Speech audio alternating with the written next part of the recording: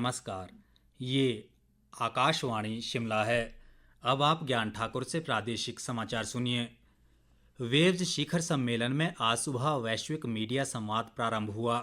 विदेश मंत्री डॉक्टर सुब्रमण्यम जयशंकर, सूचना और प्रसारण मंत्री अश्विनी वैष्णव तथा सूचना और प्रसारण राज्य मंत्री डॉक्टर एल मुरुगन इस संवाद में भाग ले रहे हैं। सूचना और प्रसारण मंत्रालय इस भव्य कार्यक्रम का आयोजन विदेश मंत्रालय के सहयोग से कर रहा है। वेव्स शिखर सम्मेलन वैश्विक मीडिया और मनोरंजन परिदृश्य के साथ भारत के जुड़ाव की दिशा में एक महत्वपूर्ण उपलब्धि है। इस सम्मेलन में 60 से अधिक देश भाग ले रहे हैं, जिनमें एशिया, यूरोप, अफ्रीका और अमेरिका के प्रतिनिधिमंडल भी शामिल हैं। इस पहल का उद्देश्य अंतर्राष्ट्रीय सहयोग को बढ़ावा देना, सर्वोत्तम कार्यप्रणालियों को विस्तार देना और वैश्विक मीडिया क्षेत्र में नीति निर्धारण करना, प्रतिभाओं का आदान प्रदान करना तथा क्षमता निर्माण के नए विकल्प तलाशना है। कांग्रेस के वरिष्ठ नेता व सांसद दिग्विजय सिंह ने कहा है कि पहलगाम आतंकी हमले को लेकर केंद्र सरकार जो भी निर्णय लेगी, पार्टी उसका पूरा समर्थन करेगी। आज शिमला में महिला शिक्षा, युवा और खेल मामलों की संसदीय समिति की बैठक के बाद पत्रकारों से बातचीत में उन्होंने कहा कि आतंकवाद को लेकर देश एकजुट है और कांग्रेस पार्टी ने संकल्प पास कर स्पष्ट कर दिया है कि आतंकवाद के खिलाफ सख्ती से निपटा जाए।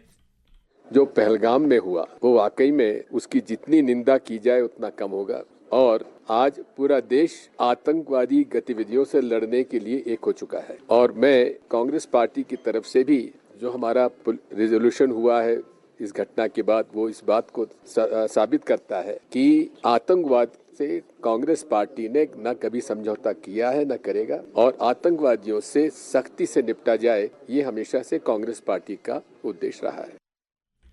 दिग्विजय सिंह ने कहा कि कांग्रेस नेता राहुल गांधी द्वारा सदन में जाति जनगणना के मामले को उठाने के बाद केंद्र सरकार ने जातीय जनगणना का फैसला लिया है। उन्होंने सरकार के इस निर्णय का स्वागत किया है। कृषि मंत्री चंद्र कुमार ने वैज्ञानिकों और कृषि अधिकारियों से किसानों को खरीफ फसलों का उत्पादन बढ़ाने में मदद करने का आह्वान किया है। वे आज चौधरी श्रवण कुमार कृषि विश्वविद्यालय पालमपुर में खरीफ फसलों पर आयोजित कार्यशाला का शुभारंभ करने के बाद बोल रहे थे। चंद्र कुमार ने कहा कि कृषि वैज्ञानिकों को पहाड़ी क्षेत्र के अनुसार कृषि अनुसंधान पर गहन अध्ययन के साथ रिमोट सेंसिंग और मिट्टी पोषक मानचित्र करने का सुझाव दिया।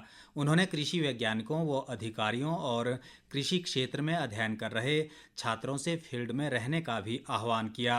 कृषि मंत्री ने हल्दी के औषधीय गुणों का जिक्र करते हुए प्रदेश में हल्दी की खेती और उपयोग की संभावनाएं तलाशने के भी अधिकारियों को निर्देश दिए। भाजपा प्रवक्ता व विधायक रणधीर शर्मा ने कहा है कि कांग्रेस के संविधान बचाओ अभियान के तहत बिलासपुर में हुए हंगामे से कांग्रेस की अंतर्कलह जनता के सामने आ गई है। आज शिमला में एक पत्रकार वार्ता के दौरान उन्होंने कहा कि कांग्रेस पार्टी संविधान बचाओ नहीं बल्कि कांग्रेस बचाओ अभियान चला रही है और उसमें भी वो पूरी तरह विफल रही है। रणधीर शर्मा ने कहा कि मुख्यमंत्री की कार्यप्रणाली से प्रदेश की जनता और उनके मंत्री भी परेशान है। उन्होंने कहा कि बिलासपुर में हुई बैठक के दौरान प्रदेश कांग्रेस अध्यक्ष प्रतिभा सिंह ने भी यही कहा कि ना तो उनकी सुनवाई प्रदेश सरकार में है और ना ही केंद्रीय आलाकमान के पास। रणधीर शर्मा ने कहा कि प्रदेश का हर वर्ग मुख्यमंत्री से दुखी है, तो ऐसे हालात में उन्हें इस्तीफा दे देना चाहिए।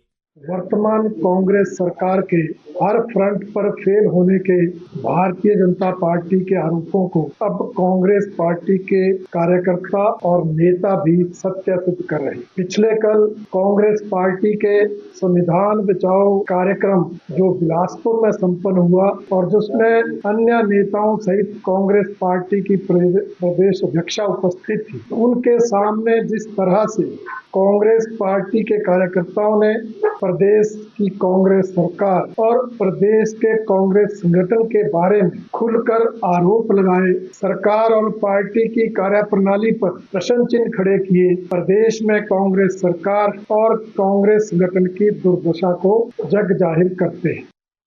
प्रदेश भाजपा अध्यक्ष राजीव बिंदल ने कहा है कि कांग्रेस पार्टी केंद्र सरकार के जातीय जनगणना के मुद्दे को अपने खाते में दर्ज करवाकर झूठा श्रेय लेने का प्रयास कर रही है। शिमला से जारी एक बयान में उन्होंने कहा कि 60 साल तक देश की सत्ता पर काबिज रहने वाली कांग्रेस पार्टी ने इससे पहले जातिगत जनगणना क्यों नहीं करवाई। उन्होंने आरोप लगाया कि कांग्रेस पार्टी ने हमेशा ही अनुसूचित जाति और जनजाति वर्ग के लोगों को केवल वोट बैंक के लिए इस्तेमाल किया है। बिंदल ने आरोप लगाया कि बाबा साहेब डॉक्टर भीमराव अंबेडकर द्वारा बनाए गए संविधान को कांग्रेस की विभिन्न सरकारों ने अपने स्वार्थ और राजनीतिक हित साधने के लिए 75 बार बदला है। इसी के साथ ये समाचार बुलेटिन समाप्त हुआ। हमारा अगला बुलेटिन आप सुन सकते हैं शाम 7:45 पर। नमस्कार।